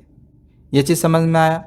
अच्छा, इसके बाद क्वेश्चन में और क्या दिया गया था, क्वेश्चन में ये भी है कि from the lens and the image is twice the size of the object. Image की जो हाइट है, यानी हाइट ऑफ द जो इमेज है, ठीक है, ये ट्वाइस है हाइट ऑफ द ऑब्जेक्ट का। यहाँ पे यही चीज़ लिखा हुआ है। तो HI बराबर 2HO होगा, तो इसी को हम पीछे लिख सकते हैं। तो क्वेश्चन में यहाँ पे दिया गया है कि where is the object placed, मतलब तुम्हें U की वैल्यू फाइंड करनी है, मतलब ऑब्जेक्ट को किस जगह पे रखा गया है, तो U की वैल्यू फाइंड करनी है सिंपली। तो क्वेश्चन समझ में आ गया होगा। अभी तक हम यहाँ पे बना चुके थे कि भी का वैल्यू -30 आया था, और ये जो हमने आप लोगों को पीछे लिख कर दिया था कि height of the image twice है हाइट ऑफ द ऑब्जेक्ट का, इसको हम यहाँ पे लिखे हुए हैं। अच्छा, यहाँ पे हम इस HO को इसके नीचे ला सकते हैं। ठीक है, ये HO इस HI के नीचे आ सकता है। अगर ऐसे हो 2x = 4, तो 4 को हम नीचे भी कर सकते हैं ना। ठीक है, वही चीज़ यहाँ पर भी है। तो हमने क्या किया, HO को नीचे कर दिया, 2 को अपनी जगह पे रहने दिया है। अब मैग्नीफिकेशन का तुमने एक फॉर्मूला पढ़ा हुआ होगा, HI/HO और V/U, ये दोनों फॉर्मूला होता है मैग्नीफिकेशन का। ठीक है, HI/HO की वैल्यू कितनी दी गई है, 2 दी गई है। तो HI/HO के जगह मतलब यहाँ पर इक्वल टू देके हम 2 लिख सकते हैं, क्योंकि इसकी वैल्यू 2 दी गई है। ठीक है, अब V/U का वैल्यू कितना निकल गया, 2 निकल गया। अच्छा, V की वैल्यू कितनी है, V की वैल्यू -30 है, तो V के जगह पे देखो -30 पुट कर दिए, U के जगह पे U रहने दिए, = 2 रहने दिए हैं। अब अगर इसको हम इससे मल्टीप्लाई करें, क्रॉस मल्टीप्लिकेशन करें, तो ये 2U हो जाएगा और इधर -30 हो जाएगा। अब 2 इसके नीचे आ जाएगा, सिंपली सॉल्व करेंगे हम लोग, तो 2 30 के नीचे आ गया। इसको हम कैंसिल करेंगे, 2 के टेबल में 30 15 बार में आ जाएगा, तो U का वैल्यू -15 निकल गया। तो यही ना हमें फाइंड करना था, यही चीज़ हमें फाइंड करना था कि ऑब्जेक्ट को कहाँ पर रखा गया है। तो -15 सेंटीमीटर मतलब 15 सेंटीमीटर डिस्टेंस पर रखा गया है। चलो अब आगे हम क्वेश्चन नंबर 25 को समझते हैं। इस क्वेश्चन में भी A और B करके 2 क्वेश्चन दिया गया है, दोनों में से कोई एक ही तुमको बनाना है, बट यहाँ पे मैं तुमको दोनों ही समझा दे रहा हूँ। पहले क्वेश्चन नंबर A को समझते हैं। देखो यहाँ पर तुमको एक सर्किट दिया गया है। ठीक है, ये जो सर्किट है ये क्लॉथ्स ड्रायर का दिया गया है। इसमें 2 हीटर लगाया गया है, एक हीटर X है और दूसरा हीटर Y है। ठीक है, जो कि पैरेलली ये कनेक्ट किया गया है। आगे है the above figure shows the circuit connected to a 230 volt. इसमें जो वोल्टेज दिया गया है वो 230 वोल्टेज दिया गया है। When both switches are closed, अगर इन दोनों स्विच को क्लोज्ड कर दिया जाए तो X के लिए ये जो X हीटर है इसके लिए जो करंट दिया गया है वो 3.5 एम्पियर दिया गया है। तो इस सर्किट को बोल रहा है कि एनालाइज करो, और यहाँ पे कुछ क्वेश्चन दिए गए हैं, इसके आंसर्स को करो। तो पहला क्वेश्चन क्या दिया गया है कि कैलकुलेट द पावर निकालने के लिए बोला गया है डेवलप्ड इन हीटर एक्स के लिए तुमको पावर निकालना है एंड यहाँ पे करंट एक्स का ही दिया हुआ है। तो सिंपली हम पावर का फॉर्मूला यूज़ करके इसको बहुत इजीली बना सकते हैं। चलो नेक्स्ट पेज पे हम यहाँ पे बनाते हैं। देखो क्वेश्चन में गिवन क्या दिया गया था, तो ये वोल्टेज दिया गया था यानी कि V की वैल्यू दी गई है, तो यहाँ पे हम V की वैल्यू को ले लिए। अब यहाँ पे ये करंट दिया गया है X के लिए, ठीक है, X हीटर के लिए करंट दिया गया है 3.5 एम्पियर, तो हम I इज इक्वल 3.5 एम्पियर ले लिए, क्योंकि I करंट को हम I से डिनोट करते हैं ना, इसलिए I इक्वल टू 3.5 एम्पियर लिए हैं।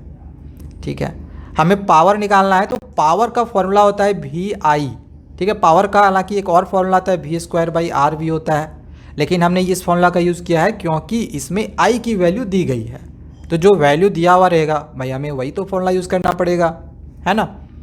तो अब सिंपली हमें क्या करना है, V और I की वैल्यू को इस जगह पे पुट कर देना है। तो V का वैल्यू था 230, V के जगह पे पुट कर दिए।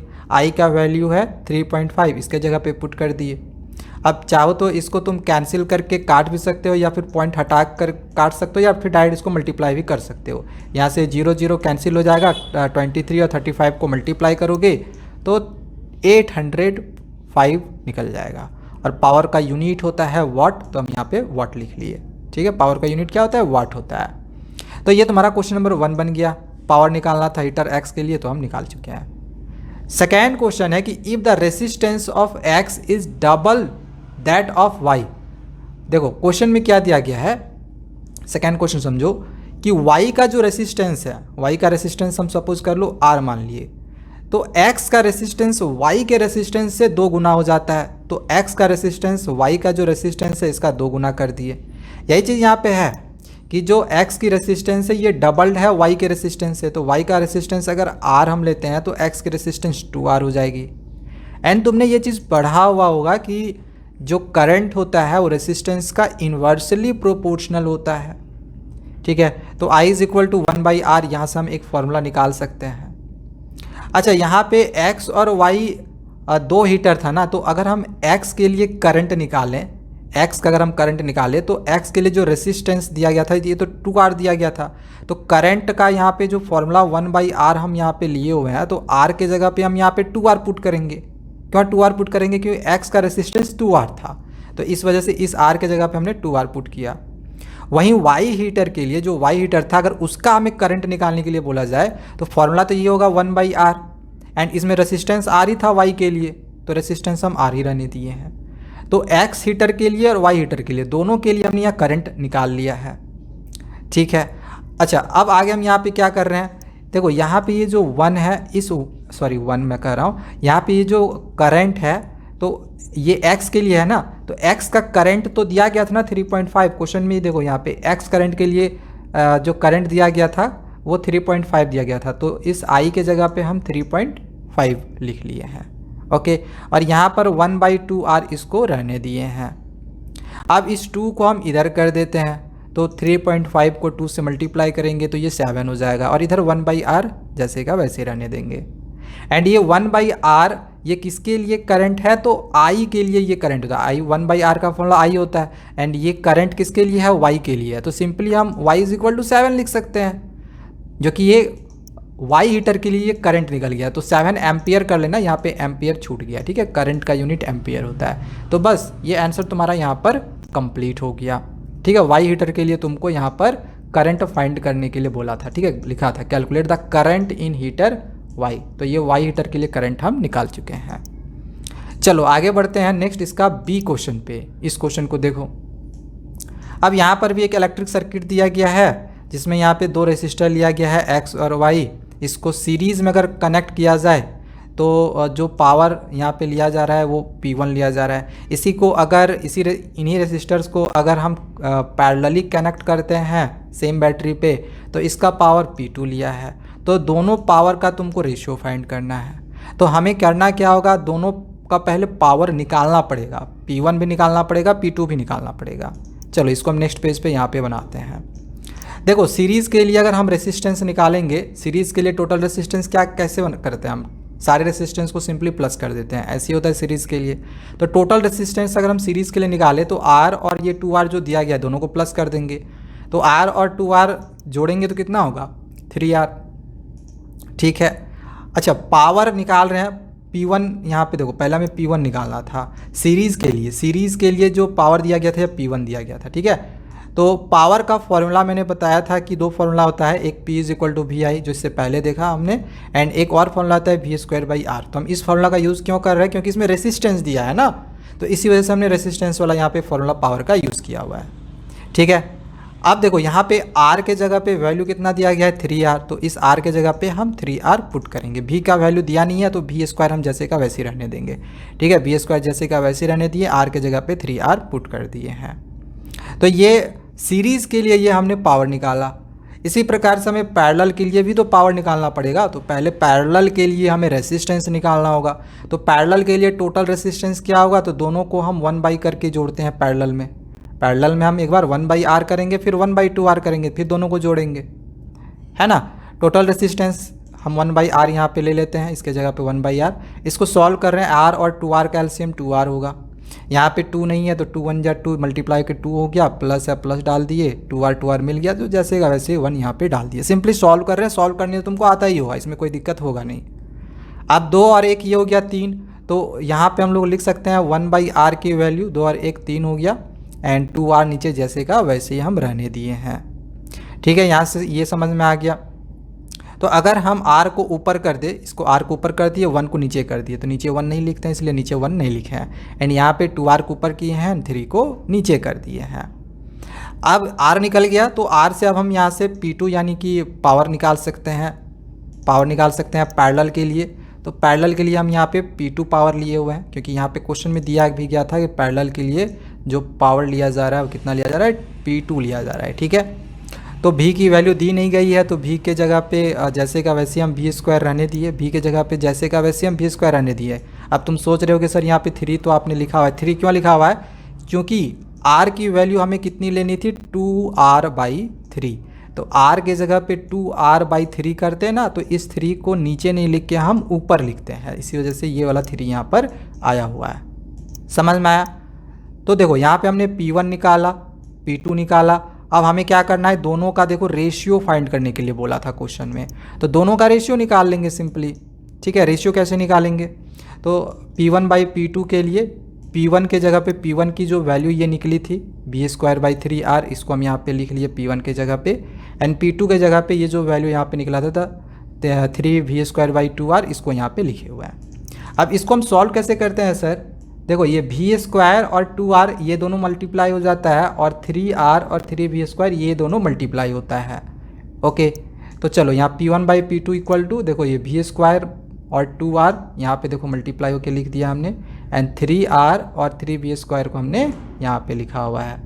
अब यहाँ पे सिंपली कैंसिल करना है, तो यहाँ से ये वाला R और ये वाला R कैंसिल हो गया, यहाँ से ये वाला V² और ये वाला V² यहाँ से ये कैंसिल हो जाएगा। ऊपर में क्या बचा, यहाँ पे सिर्फ 2 बचा, और यहाँ पे 3 3 जा 9 बच गया, यानी P1/P2 की वैल्यू 2/9 निकल गई। तो बस ये क्वेश्चन तुम्हारा यहाँ पे कंप्लीट हो गया। चलो नेक्स्ट अब आगे हम क्वेश्चन नंबर 26 को समझते हैं। तो इस क्वेश्चन में देखो यहाँ पे एक कार्टून टाइप में एक पिक्चर दिया गया है, इसके हाथ में देखो पेस्टिसाइड्स है जो कि यहाँ पे छिड़क रहा है। तो क्वेश्चन है कि what impact will the process soon, यहाँ पर जो ये प्रोसेस कर रहा है इससे क्या इम्पैक्ट पड़ सकता है ऑन ह्यूमन्स के ऊपर, if they occupy the last trophic level, अगर ह्यूमन लास्ट ट्रॉफिक लेवल्स में आते हैं तो उन पर क्या अफेक्ट पड़ सकता है, इसको एक्सप्लेन करना है। तो देखो इस पर बहुत सारे अफेक्ट पड़ सकते हैं। सबसे पहली चीज़ तो ये जो ये पेस्टिसाइड्स होता है ये नॉन बायोडिग्रेडेबल होता है, यानी ये कभी ख़त्म नहीं होगा, जो कि ह्यूमन्स के लिए ये ऑब्वियसली नुकसानदेह हो सकता है। दूसरा है कि keep getting accumulated at each trophic level, हर एक ट्रॉफिक लेवल में जो पेस्टिसाइड्स है ये तुम्हारा बढ़ते जाएगा। अगला है कि परसिस्ट फॉर लॉन्गर टाइम, ये लॉन्गर टाइम तक रहेगा। एंड दस last trophic level has the highest concentration, जो लास्ट ट्रॉफिक लेवल्स होगा जैसे ह्यूमन के बारे में यहाँ पे बोला गया है, तो उसके लिए ये ज़्यादा कॉन्सेंट्रेशन लेकर आएगा। ह्यूमन्स विल, एक पॉइंट ये भी लिख सकते हो, humans will have the highest concentration of pesticides, तो इस वजह से ह्यूमन्स के ऊपर जो ये पेस्टिसाइड्स है इसकी जो कॉन्सेंट्रेशन रहेगी वो सबसे हाईएस्ट रहेगी, जिसके वजह से बायो मैग्निफिकेशंस भी लीड्स कर सकता है। ठीक है, तो इसमें बहुत सारे पॉइंट्स हैं, तुमको इनमें से कोई भी 2 पॉइंट ही लिखना है। तुम अगर लिख दिए कि pesticides are non biodegradable and ये लिख दिए कि लीड्स टू बायोमैग्निफिकेशन, या इसमें से कोई भी 2 पॉइंट लिख दो, काम चल जाएगा, क्योंकि यहाँ पे मार्किंग स्कीम में सीबीएसई का मार्किंग स्कीम यही चीज़ दिया है कि इनमें से कोई 2 पॉइंट तुमको लिखना है।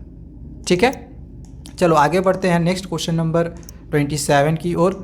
अच्छा, सेक्शन बी के सारे क्वेश्चंस को हमने यहाँ पे कंप्लीट कर दिया है। ठीक है, सेक्शन सी के क्वेश्चंस को अब यहाँ पे हम समझ रहे हैं, जो कि तुम्हारा 3 मार्क्स में आएगा। अब क्वेश्चन दिया गया है, इसमें भी 2 क्वेश्चन है, दोनों में से कोई एक ही बनाना है तुमको। ओके, दिया है कि Anirudh took 2 metal oxide, Anirudh 2 metal oxide लेता है, एक लेता है एल्युमिनियम ऑक्साइड और दूसरा लेता है magnesium oxide, as shown in the pictures, जो कि यहाँ पे तुमको पिक्चर में दिखाई भी दे रहा होगा। लेकिन वो भूल जाता है इसको लेबल करना, उसको पता नहीं चल पाता है कि ये इन दोनों में से कौन सा एल्युमिनियम ऑक्साइड है और कौन सा मैग्नीशियम ऑक्साइड है, क्योंकि इसको लेबल ही वो नहीं करता है। तो क्वेश्चन है कि तुम कैसे अनिरुद्ध को गाइड करोगे आइडेंटिफाई करने के लिए कि कौन सा इसमें से एल्युमिनियम ऑक्साइड है और कौन सा मैग्नीशियम ऑक्साइड है। तो इसका आंसर तुम कुछ इस प्रकार से लिख सकते हो। देखो, इसके आंसर को तुम 2 तरीके से लिख सकते हो, या तो ये भी लिख सकते हो, ये भी लिख सकते हो। तो ये पहला तरीका दिया गया है कि aqueous solution of magnesium oxide turns red litmus to blue. जो मैग्नीशियम ऑक्साइड होगा ये रेड लिटमस को ब्लू में कन्वर्ट कर देगा, और जो एल्युमिनियम ऑक्साइड है ये तो एम्फोथेरिक ऑक्साइड होता है। मैंने पहले भी तुमको स्टार्टिंग में ये बताया था, एल्युमिनियम ऑक्साइड और जिंक ऑक्साइड ये दोनों एम्फोथेरिक होता है, एंड जो एम्फोथेरिक होगा ना वो वाटर में इनसॉल्युबल होगा। तो इस तरीके से हम 2 तरीके से ये पता कर सकते हैं कि कौन सा मैग्नीशियम ऑक्साइड है और कौन सा एल्युमिनियम ऑक्साइड है। तो आंसर लास्ट में इस तरह से लिख देंगे, thus it does not change. तो जब ये इनसॉल्युबल होगा तो इसमें किसी प्रकार का चेंज नहीं होगा कलर में, ठीक है, ना तो वो ब्लू होगा ना तो रेड लिटमस में वो कन्वर्ट होगा। तो एंड इस प्रकार से हम पहचान लेंगे। ये पहला तरीका है। दूसरा तरीका क्या है कि हम लोग ऐसे लिख सकते हैं कि मैग्नीशियम जो ऑक्साइड होगा वो ओनली एसिड के साथ रिएक्ट करेगा।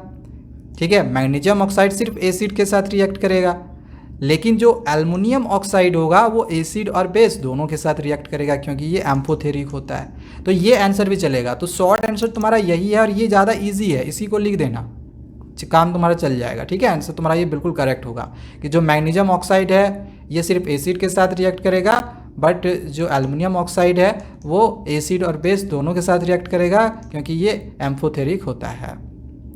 इसमें क्वेश्चन नंबर जो ये बी दिया गया था, इसमें दिया है कि in an activity issue was given to substances. किसी एक्टिविटी में आइसू 2 सब्सटेंसेस लेती है। कौन कौन सा सब्सटेंसेस? तो एक है कॉपर सल्फाइड जिसका फॉर्मूला होता है Cu2S, और एक लेती है कॉपर ऑक्साइड जिसका फॉर्मूला होता है Cu2। अच्छा, इन दोनों से ना वो कॉपर को ऑब्टेंड करती है, इन दोनों कंपाउंड से वो कॉपर ऑब्टेंड करती है।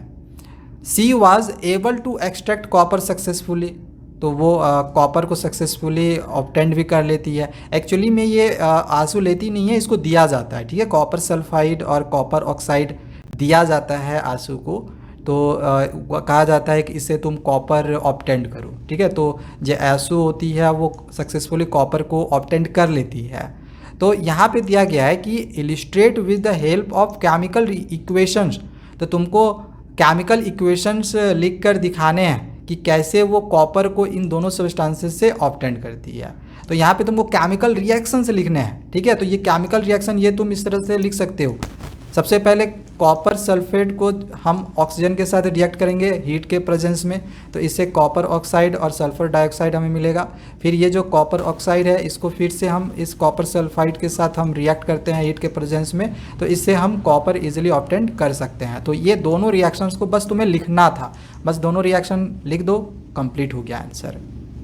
नेक्स्ट अब आगे जो क्वेश्चन नंबर 28 है, इसमें भी 2 क्वेश्चन है ए और बी करके। पहले हम क्वेश्चन नंबर ए को बनाते हैं। हालांकि दोनों में से तुम्हें कोई एक ही बनाना है, बट मैं तुमको यहाँ पे दोनों ही समझा दे रहा हूँ। देखो क्वेश्चन क्या दिया गया है इसमें कि इन the given series of reactions name the compounds x and Z. यहाँ पे तुमको एक रिएक्शंस दिखाई दे रहा होगा। इसमें यहाँ पर ये जो एक्स और ये जो जेड है ये कौन सा कंपाउंड है इसका नाम लिखना है बस। अच्छा, इस रिएक्शंस को थोड़ा ध्यान से देखो एंड याद करने की कोशिश करो, इस रिएक्शंस को तुमने कहाँ पढ़ा था। एसिड बेसिस एंड साल्ट्स में केमिकल प्रिपरेशंस में तुमने इस रिएक्शंस को पढ़ा हुआ होगा जब बेकिंग सोडा का तुम प्रिपरेशंस कर रहे होगे।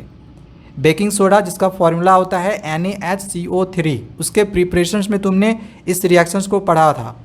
तो बेकिंग सोडा का जब प्रिपरेशन होता है तो एक्स का जो कंपाउंड होगा वो क्या होगा, बेकिंग सोडा। हालांकि इसमें वाई तो नेम लिखने के लिए नहीं बोला है, बट मैं तुमको यहाँ बता दे रहा हूँ कि जब इसकी रिएक्शन होती है तो बेकिंग सोडा मिलता है और अमोनियम क्लोराइड मिलता है। ठीक है, तो इसका जो आंसर होगा, देखो सबसे पहली चीज़ तो ये इसमें रिएक्शन लिखना था एक्स और जेड का। तो जो एक्स रिएक्शन है ये NaCO3 होगा, बेकिंग सोडा का ये फॉर्मूला होता है NaSCO3। ठीक है, और ये जो जेड है ये जेड क्या होगा, तो यहाँ पर बेकिंग सोडा को देखो ये हम हीट कर रहे हैं, तो जब बेकिंग सोडा को हीट किया जाता है तो इससे Na2CO3 मिलता है, यानी सोडियम कार्बोनेट मिलता है। तो इसमें एक्स और जेड कंपाउंड क्या होगा, एक होगा NaSCO3, ठीक है, एक्स के जगह पे क्या होगा NaCO3, जिसको हम बेकिंग सोडा भी कहते हैं, सोडियम बाइकार्बोनेट भी इसको बोला जाता है, इसका केमिकल नेम है। और जेड हो गया सोडियम कार्बोनेट यानी कि Na2CO3। ठीक है, ये दोनों क्वेश्चन हो गया। अच्छा, सेकेंड क्वेश्चन है कि which type of reaction is X to Z. अब देखो एक्स से जेड तक में जो रिएक्शन करके दिखाया किस टाइप का रिएक्शन है, तो यहाँ पे इसको हीट किया जा रहा है। तो हीट किया जा रहा है तो ये किस टाइप का रिएक्शन हुआ, ये डिकम्पोजिशन रिएक्शन हुआ, ये डिकम्पोज्ड होता है। ठीक है, NaSCO3 डिकम्पोज्ड होके Na2CO3 बनाता है। तो इसमें सेकेंड का आंसर हम लोग क्या लिखेंगे, इस तरह से लिख देंगे डिकम्पोजिशन रिएक्शन। ओके, अब देखो थर्ड क्वेश्चन, देखो थर्ड क्वेश्चन में इसमें क्या दिया गया है कि you are given 3 unknown solutions A, B and C। तुम्हें 3 अननोन सॉल्यूशंस दिए गए हैं A, B, C करके, with pH value 6, 8 and 9.5 respectively. इनका pH वैल्यू दिया गया है 6, 8 और 9.5। तो क्वेश्चन है कि in which solution will the maximum number of hydronium ions be present. तो इन तीनों सॉल्यूशंस में से किस सॉल्यूशंस में maximum number of hydronium ions जो होगा वो फॉर्म करेगा। यहाँ पे ध्यान दो, H+ आयंस तुमको बताना है। तो देखो जो जितना ज़्यादा एसिडिक होगा ना, जो जितना ज़्यादा एसिडिक होगा, मोर स्ट्रॉन्ग एसिड होगा, वो उतना ज़्यादा H+ आयंस फॉर्म करेगा। तो पहचाने कैसे कि इन तीनों में से मोर एसिडिक कौन है, तो इसका pH दिया हुआ है ना, तो pH से तुम पहचान सकते हो। जिसकी pH सबसे कम रहेगी वो उतना स्ट्रॉन्ग एसिड होगा। जैसे इन तीनों में सबसे छोटा है 6, तो 6 सबसे ज़्यादा H+ आयंस फॉर्म करेगा, क्योंकि तीनों में सबसे स्ट्रॉन्गर एसिड क्या है, ये 6 है, यानी कि सॉल्यूशन A है। तो पहले एक आंसर हम लोग लिख लेंगे सॉल्यूशन A, जो कि यहाँ पे बोला था maximum number of hydronium ions कहाँ पे प्रेजेंट होगा, तो सॉल्यूशन A में प्रेजेंट होगा, क्योंकि ये मोर स्ट्रॉन्गर एसिड है। इसमें एक क्वेश्चन ये भी था कि arrange the given samples in the increasing order of H+ ions. अब इसको इंक्रीजिंग ऑर्डर में भी लिखने के लिए बोला गया है H+ आयंस के टर्म्स में। तो सबसे ज़्यादा तो अभी मैंने बताया था H+ आयंस इसमें फॉर्म होगा, तो ये सबसे ज़्यादा होगा, इसीलिए इसको हम लास्ट में लिख देंगे। इसके बाद 8 वाला फॉर्म होगा, क्योंकि 9.5 से छोटा 8 है, इसके पहले B वाला लिख दिया क्योंकि B 8 का था। एंड सबसे कम H+ आयन किस में फॉर्म होगा, तो सॉल्यूशन C में, क्योंकि इसमें 9.5 है, सबसे ज़्यादा वैल्यू है। ठीक है, तो इसको हम इंक्रीजिंग ऑर्डर में कुछ इस प्रकार से लिख देंगे। तो क्वेश्चन नंबर A तो यहाँ पे कंप्लीट हो चुका है। चलो अब आगे हम क्वेश्चन नंबर B को बनाते हैं, क्योंकि इसमें 2 था A और B करके। ठीक है, A कंप्लीट हो गया, B भी यहाँ पे देख लेते हैं। हालांकि दोनों में से तुम्हें कोई एक ही करना है एग्जामिनेशंस में। अब बी में यहाँ पे दिया गया है comment on the following statements. अब यहाँ पे 3 स्टेटमेंट्स है, इस पर बस कमेंट करना है। पहला क्वेश्चन क्या है कि bee sting is treated with baking soda paste whereas wasp sting is treated with dilute vinegar. तो इसका आंसर हम कैसे लिखेंगे, तो इस प्रकार से हम बस लिख देंगे कि as bee sting is acidic, जो बी की स्टिंग होती है वो एसिडिक होती है, जबकि वास्प की जो स्टिंग होती है वो बेसिक होती है। तो बस ये आंसर तुमको लिख देना है। इसके बाद सेकेंड क्वेश्चन है कि farmers treat soil with quick lime when tilling. जब फार्मर टिलिंग करते हैं तो वो सॉइल में क्विक लाइम जो होता है वो ऐड करते हैं। तो इसको लेके तुम आंसर कुछ इस प्रकार से लिख सकते हो कि to change the nature of soil. Farmer ऐसा क्यों करते हैं, ताकि वो सॉइल के नेचर को चेंज कर सके, मतलब कि या तो न्यूट्रल या तो बेसिक कर सके, इसलिए ऐसा वो करते हैं। थर्ड क्वेश्चन है कि ancient sculptures and marble structures are conserved by treating them with certain chemicals. जो पुरानी स्कल्पचर्स होती हैं, स्कल्पचर्स मतलब मूर्तियाँ तुम समझ सकते हो, या फिर मार्बल स्ट्रक्चर्स होते हैं, तो उनको बचाया जाता है सर्टेन केमिकल से। तो इसको लेके कमेंट करना है क्या लिख सकते हैं। तो आंसर हम लोग इस प्रकार से लिख सकते हैं कि to protect sculptures from the effects of certain gases. हम इन स्कल्पचर्स को बचाते हैं या मार्बल स्ट्रक्चर को बचाते हैं सर्टेन गैसेस जो कि प्रेजेंट रहता है हमारे इन्वायरमेंट से, और साथ ही एसिड रेन से भी हम बचाते हैं। ठीक है, तो क्यों बचाते हैं इसके पीछे का बस तुमको रीज़न लिखना था। ठीक है, तो ये क्वेश्चन भी यहाँ पे कंप्लीट हो गया। चलो नेक्स्ट अब आगे हम समझते हैं क्वेश्चन नंबर 29 को। क्वेश्चन है कि water is used by the leaves of the plants for photosynthesis. Photosynthesis का ये प्रोसेस पूरा होने के लिए प्लांट की जो लीव्स होती है तो उसमें वाटर का यूज़ होता है, इतना पता है। But rather than watering the leaves we water the plant through the soil. लेकिन हम लीव्स में वाटर नहीं देते हैं, प्लांट में लीव्स में वाटर नहीं दिया जाता है। कहाँ पे वाटर दिया जाता है? तो सॉइल में। तो क्वेश्चन है कि how does this water reach the leaves of the plant. तो क्वेश्चन दिया गया है कि कैसे ये वाटर लीव्स तक पहुंचता है, प्लांट के लीव्स तक ये वाटर कैसे पहुंचता है। हम तो वाटर देते हैं सॉइल में, फिर ये सॉइल से लीव्स तक कैसे पहुंचता है वाटर, यही तुमको बताना है कैसे पहुंचता है। तो आंसर हम लोग ऐसे लिखेंगे कि प्लांट्स में, in plant the water is absorb by the plants from this soil through the roots. तो प्लांट में होता है क्या है, वाटर एब्जॉर्ब करता है, मतलब प्लांट का जो प्लांट में जो वाटर एब्जॉर्ब होता है वो कहाँ से वो एब्जॉर्ब होता है? सॉइल से, रूट्स के थ्रू ये एब्जॉर्ब होता है ना।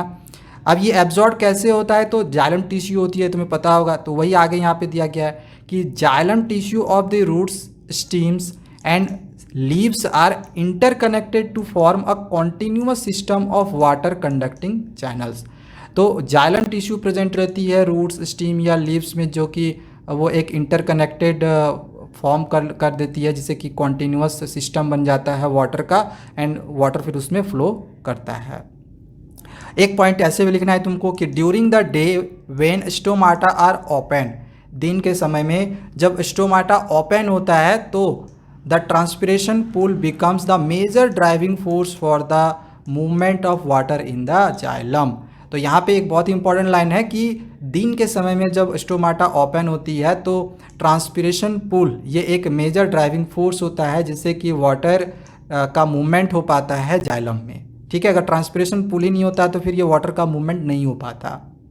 तीसरा पॉइंट तुम ऐसे लिख सकते हो कि evaporation of water molecules from the stomata creates a suction. जो स्टोमाटा होती है एक तरह का सक्शन क्रिएट कर लेती है, विच पुल्स वाटर, जो कि वाटर को पुल करती है from the xylem cells of roots to the stem, xylem cell से स्टीम के रूट्स तक, and then to the leaves and leaves तक। तो तुम कुछ इस तरह के पॉइंट को लिख सकते हो। ठीक है, तो ये क्वेश्चन नंबर तुम्हारा 29 भी यहाँ पे ख़त्म हुआ है।